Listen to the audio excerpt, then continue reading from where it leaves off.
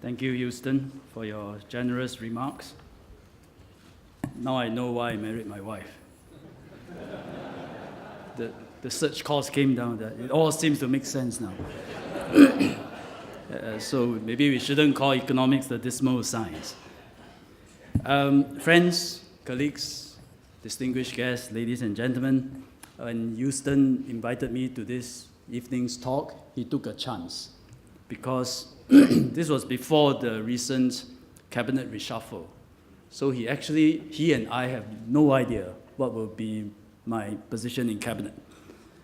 So I thought the ESS must be happy to let me talk about whatever topic I'm landed with after the reshuffle. So tonight I will talk about education. But it's not totally irrelevant because education today straddles between a social as well as an economic ministry. So DPM Daman, he's the coordinating DPM minister for social and economic policy. So he has two clusters of meetings, and I have to attend both because education covers both. Yeah? So it should be relevant to tonight's dinner. I also thought I must really thank you for this invitation because I believe it is important for a minister who just take up a ministry to speak early in his tenure, to share his or her thoughts, where are they coming from, what are the main considerations, so that in time to come when policy are reviewed and changed, people can understand where is he or she coming from. So that's what I intend to do today. In my case, I had no time to lose because soon after my appointment actually coincided with a parliamentary session on the president's debate, and I had to talk about the issue of inequality. So very early on, I have to share my thoughts about education's social role. And education is a social integrator. I think we all know that. Because national schools, all our children go to national schools, and they provide a shared experience that they share for the rest of their life. Education is also a social leveler. It provides keys to opportunities for all our children. And inequality is a complex issue with inherent paradoxes. I make quite a number of speeches on this, so that will not be my topic today. But to tackle the challenges, if I can just reiterate the key points and where I'm coming from on education's social role, is that I think we must have faith in meritocracy. But make sure it takes a broader form that goes beyond academics, so that students with different strengths, different talents, they can all do well under the concept of meritocracy. It may take a generation for this broad concept of meritocracy to take root and be widespread, to evolve and mature, but I think the process has started. We should also continue to step up the efforts to address the opportunity gap between affluent and the poor, something which Madam President Halimah talked about. But never cap the top. Try to lift the bottom. And that has to be our approach. And we should and we will do more in this aspect. But tonight, I would like to switch gears from addressing the social imperative of education to focus on its economic role. The central question we face today is how do we prepare our young for the future? A future that we are still grappling with to understand what it will be all about. That is the central economic question of education today. And to answer that question, we need to recognize that something fundamental has changed. In the past, once a person had a good education, he would most likely be prepared for the rest of his career and the rest of his life. Today, that concept has been disrupted. Disrupted not by MOOCs, by massive open online courses, but by the emergence of lifelong learning. Lifelong learning has become necessary because of rapid technological advancement, continual disruption to industries, and our workplaces. So it's not enough for you, whatever you learn in university or polytechnic, to last you a career and a lifetime. Singapore is probably the only system in the world where our institutes of higher learning, our IHLs, are now centers for lifelong learning by design. Because when MOE took over from MOM, Ministry of Manpower, the functions of lifelong learning and skills future, by design, all our universities and polytechnics have become centers for lifelong learning. The need for lifelong learning has given rise to a profound discussion on what is that body of knowledge and skills that a young person needs before he or she embark on his career. What kind of depth, what kind of breadth, knowing that he or she has to keep coming back to top up his skills and keep up with the times. Hence, around the world, a major reconfiguration of when to learn, what to learn is in the works. We hosted an international academic advisory panel a few weeks ago, and presidents and chancellors of many major universities, they were in Singapore, and that was a key topic that we discussed. What constitutes a degree? What constitutes a diploma in this new world? And I think the basic scaffold of what should be taught in schools and in IHLs will not change very much, and I think it will be as follows. The basic scaffold. First, values. But beyond what is taught in schools, values are best caught at home, which is why parents continue to play a very important role in education. Next, foundational skills, literacy and numeracy. Once in a while, just today at Republic Poly, a student asked me, why do I have to learn math? I hate math. And I explained to her, you got to know math. It doesn't matter what you want to be in future, you have to know math. It's a foundational skill. To say I don't want to learn math, like saying, can I not learn English? Can I not learn language? It's not possible. These are the foundational skills, but if I have to add one more for the future, that would be digital literacy as a foundational skill. And beyond values, beyond foundational skills, is a range of subjects. Students, again, they always ask, can they just study what they like and what they are interested in? But education at a young age, it needs to be multidisciplinary so that students can broaden their horizons. And finally, essential soft skills. MOE, we have integrated 21st century competencies like communication, critical thinking into the school curriculum. Not taught as a subject, but incorporated into the pedagogy. IHLs too, they are offering an education that's a lot more experiential. They know that you can find the best lectures online, but in university, you don't just go for lectures. It is an experience. So the typical student today will go through internship, overseas exposure, intercultural exposure, learning how to immerse themselves in community work, various experiences that they cannot get online. So talking about soft skills, let me highlight two particularly important attributes. The first, there must be joy of learning and sustained curiosity, because without it, we cannot be motivated to learn, keep up, or stay ahead of changes. Two, there must be an enterprising spirit, or my predecessors, Minister Ng Chee Meng, used to say, an entrepreneurial dare.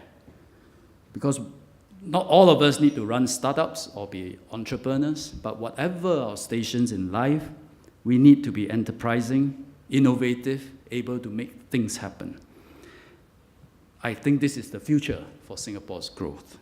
Our society needs to have a greater appetite for calculated risk and tolerance for setbacks and failures. I hope tonight we don't end up trying to redesign the education system, but it has been painstakingly built up, and it is good in many aspects. But we have a system that is built on rigor. Our students do very well academically and in PISA tests, and it is a system widely admired around the world. But implementing what I said, values, foundational skills, multidisciplinary exposure, 21st century competency skills with a strong focus on joy of learning and enterprising spirit, put all that together, it is not easy, and it represents a shift from today. And to make a shift, That's where microeconomics, behavioral economics come in. We need to grapple with trade-offs and tensions, make wise choices, bearing in mind the psychology, the microeconomic consideration and factors that are at play here. So we are at the crossroads of education. Those choices will set the agenda for education in the coming years. What are these trade-offs? Today, I will outline 4 of these trade-offs. First, a balance between rigor of education and the joy of learning. Rigor is good because without understanding disciplines deeply, we cannot innovate and create. There's also a fairly valid view that there has to be some difficulty in education so that we build up the right attitude to learning and our resilience can overcome difficulties. But there must be moderation in everything. Too much rigor causes burnout, affects mental health, kills the joy of learning, snuff out any spirit for lifelong learning. So the mantra, let students go as far as they can, it cannot be taken to the extreme. No principles can be taken to the extreme. So MOE has started kindergarten, 2 years kindergarten. We teach, our math curriculum is basically we teach 1 to 10. That's all. The children learn number bonding, but throughout that 2 years, they will not see a plus, minus, times, or divide sign. Yeah. So Ed Sheeran albums are all banned in our MK. And if let's say you're a P3 kid and you are capable of doing calculus, capable of doing probability, we say, no, we're not teaching you yet. Too young. If you can graduate with a degree, a university degree, at age 16, you're not ready to work because you are a kid. Yeah. There has to be age appropriateness in teaching, time for students and children to grow up and have fun and grow. It reminds me of the film Good Will Hunting. Some of us might have watched it. Matt Damon with the late Robin Williams. He was a young teenager, mathematical genius. In the end, the ending of the show I remembered, which is the university offered him a professorship. He decided to give it up because he preferred to go after the girl. Yeah. There's a part 2. He got the girl, he came back, he took up professorship. And got tenure, he published and got cited. Yeah. One view that is gaining traction is that students have their whole life to learn. So there is no need to front load so much at a young age. Make education more experiential, more enjoyable, learn soft skills, broaden their horizons, allow more general electives, encourage double majors in universities, help them discover their strengths and their talents. We have recognized this. Many people don't know this, but in 1998, MOE reduced 30% of subject content in schools to make room for thinking. And that was 1998 in a movement called Thinking School, Learning Nations. 2005, we reduced it by another 20% to allow teachers more flexibility to customize teaching to students' learning needs. And less content does not mean we are developing students any less. In fact, we do this so that there's space to introduce non-academic aspects of education for more holistic development. But now, after the 2 cuts, there's not much scope to trim further. Bad news, right? No, especially when we compare our curriculum with the curriculum overseas, in France and other places. And we are almost the same, and in fact, in many other jurisdictions, they are teaching more staff than us. Yeah. The trimming of curriculum over the years, I think, has a discernible impact in primary school. Other than running up to PSLE, I do not sense that primary school students are very highly strung in primary school. Another possible contributing factor to this impact on primary school students is MOE has a guideline, no formal exam up to P2. Yeah. That reduces stress in primary schools without compromising standards. I hear quite a bit of murmur, so I think people are skeptical. Okay, that's the next paragraph I will admit, beyond primary school. I doubt parents and students feel the difference despite all the rollback of curriculum. Why is that so? Why is that so? MOE, we keep asking ourselves too. We have rolled back curriculum in such a big way. And the reason, I think, is an economic concept called inflation. And here is effort inflation. A lot more effort is put into learning the same stuff or less stuff. A lot more effort. This happens not just in our school, but also time spent on tuition and doing additional homework given by tutors. So it is not just the curriculum load, but also the assessment load and the tuition load all add together. This may be why, although our students do very well academically and in PISA scores, they also register high in test anxiety.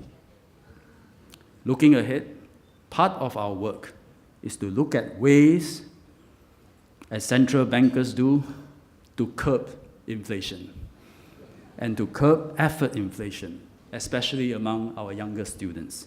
And it is the right thing to do in this era of lifelong learning. Now let me move to the second trade-off. The second trade-off is a tricky one. It's between sharpening versus blurring of academic results. Exams and tests, they are part and parcel of education.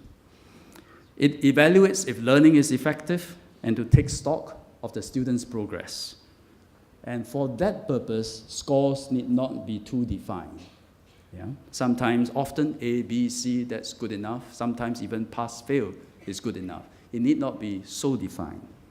However, over the decades, we have sharpened the role of exams, especially PSLE, to differentiate students. What for?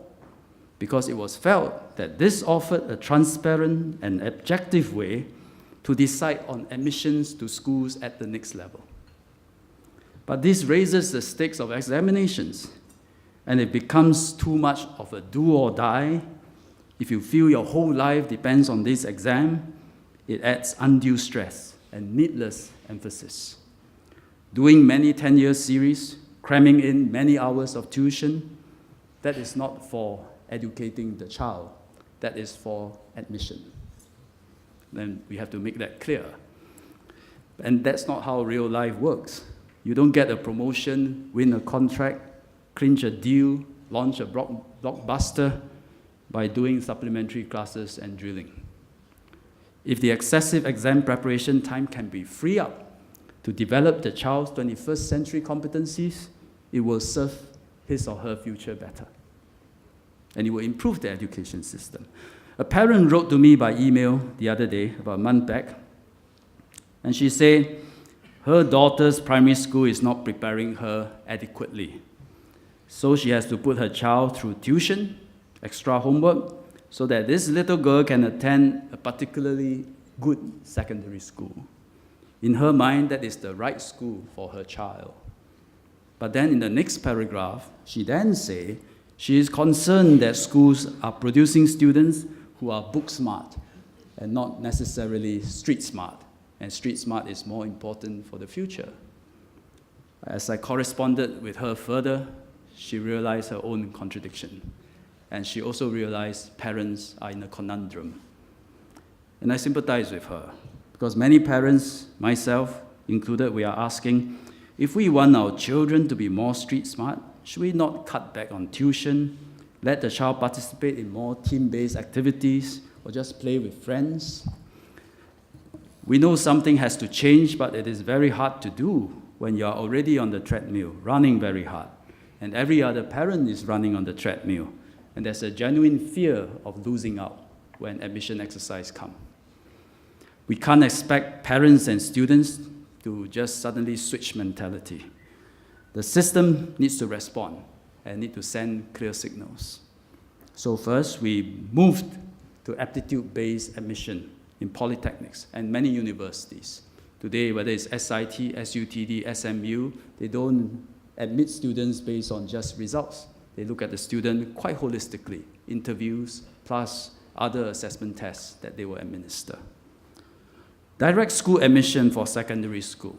It will return to its original spirit, of admitting students with talent in specific academic subjects, as well as in sports and in the arts. PSLE will move to achievement level banding in 2021.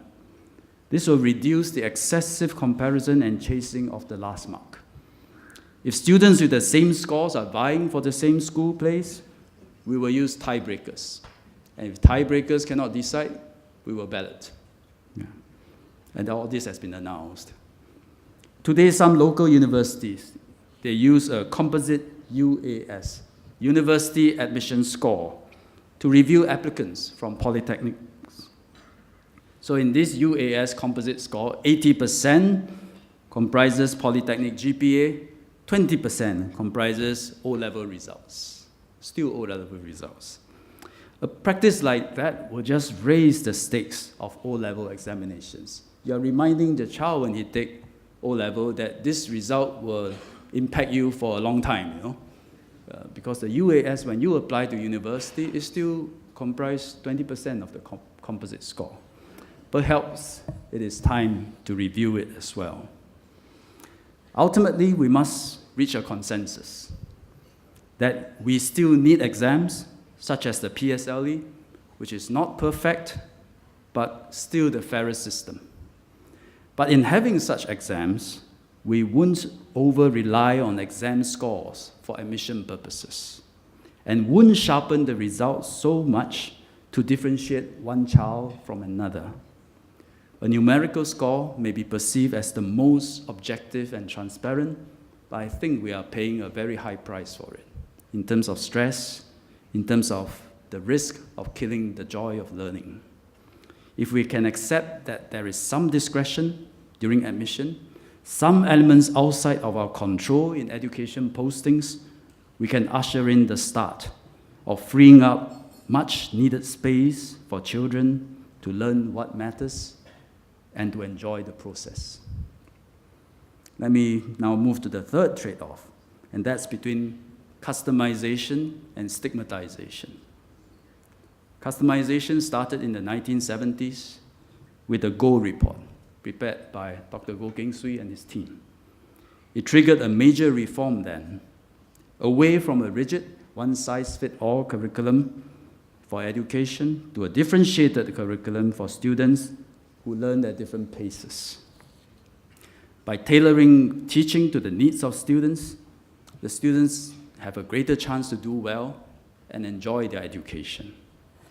Following the Go report and the reforms, dropout rates fell drastically over the decades. Today, practically all our students go beyond primary school. Almost all our students will complete secondary school, and that started because of the Go report. But today we have taken customization even further in education. With different secondary school streams, hundreds of courses in IT, polytechnics, and universities to cater to different interests and strengths of our students. But we also need to recognize that certain customizations have the unintended result of stigmatization and labeling by society, which over time becomes demoralizing or inhibiting for the students. Hence, we used to have streaming in primary school, EM 1, 2, 3, that was controversial and that was removed. And today we try very hard to strike a good balance, where more targeted efforts are needed to address different learning needs in a holistic manner. We create a dedicated school for the students, and sometimes customize the curriculum. For example, Northlight School, many of you might have known about the school, is under IT. It teaches the students hands-on skills with a lot more guidance and counseling, pastoral care.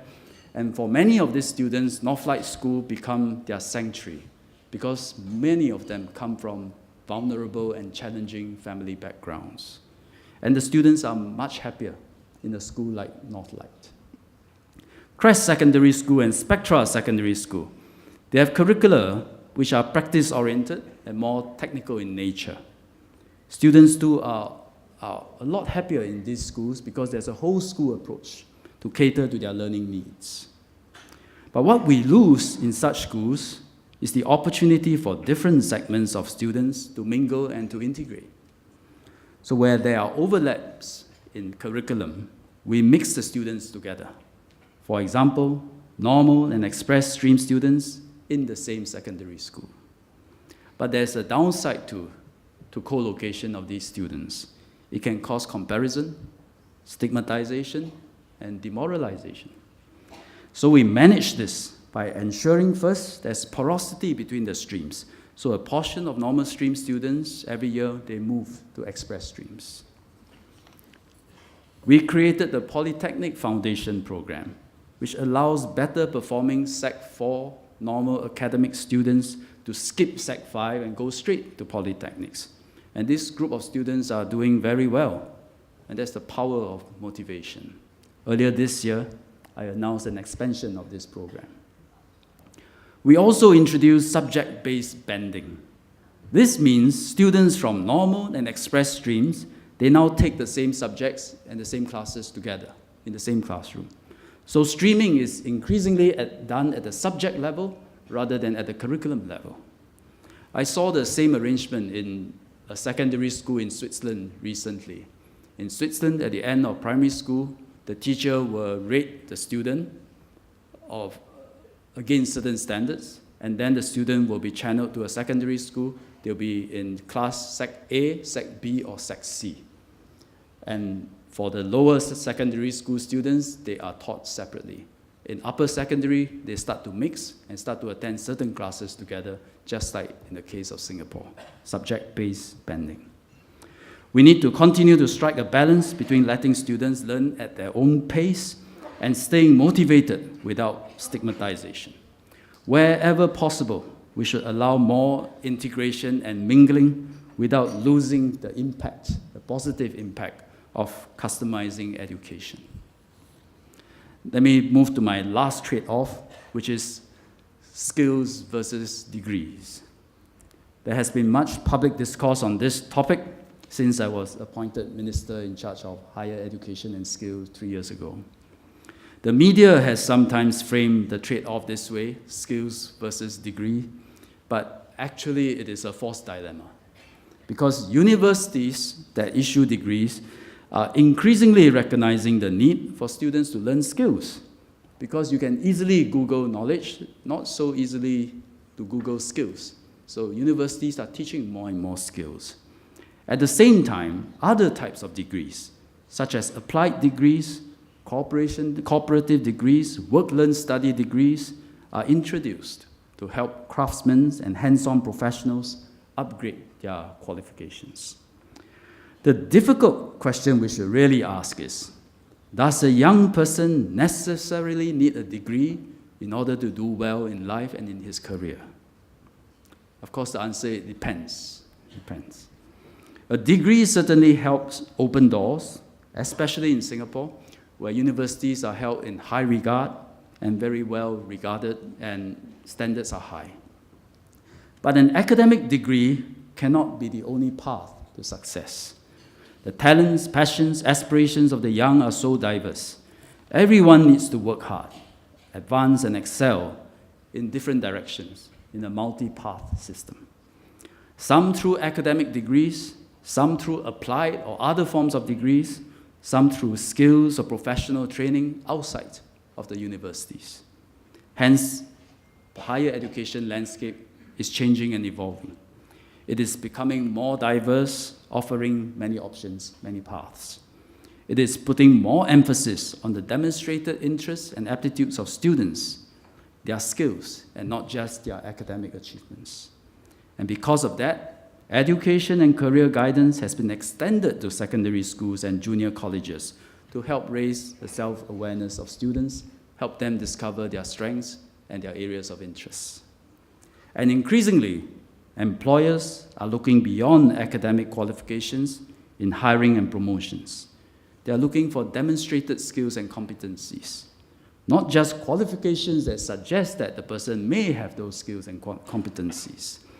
It may take a while for this human resource approach to be truly widespread, but the macro trends to me are very clear.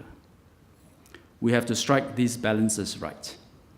it is likely that the right balance in the past is now no longer the right balance, and the fulcrum has shifted over time. If we recognize that and make the necessary adjustments, we will raise the quality of our education system further, such that it is not just strong academically, but also instills the joy of learning and an enterprising spirit in our young. And the change has already begun. With all these changes, will it make every school a good school, as Minister Heng Swee Keat always say? To answer that question, let me end my speech tonight with a story. I was at a community dialogue a few months ago with parents and students in attendance. A parent asked me a question. Say, Minister, my child, P3 boy, sitting next to him, he's studying in a neighborhood school in Sembawang. How is MOE going to ensure that every school is a good school and that my son's school is a good school? I said, well, every school is a good school. That's an aspiration and a vision. But if our definition of a good school is Nanyang or Raffles, then that vision will never be fulfilled. It's not possible. But then I turned to the child and asked, do you like your school? And the boy said, yes. I said, are your teachers good? Are they helping you learn? He said, yes. I said, do you have CCA? He said, yes. Do you enjoy your CCA? He said, yes. I said, do you have good friends and you enjoy their company? He said, yes. I said, in the morning when you go to school, are you happy? He said, yes. So I told the kid, I think you are in a good school. We must define a good school from the perspective of the child. If a school meets the needs of the child, it is a good school. Never mind if it's not popular or branded. Conversely, I've seen students in popular schools and they are miserable. It's not a good fit. Yeah? Every child is different. But what was very nice was when the dialogue ended, the boy ran to me and said, Uncle Minister. He said, Uncle Minister, I'm so inspired by what you said, Now I know my school is a good school. And nobody has told me that before. You are the first one. Thank you for your attention. I'll be happy to take some questions.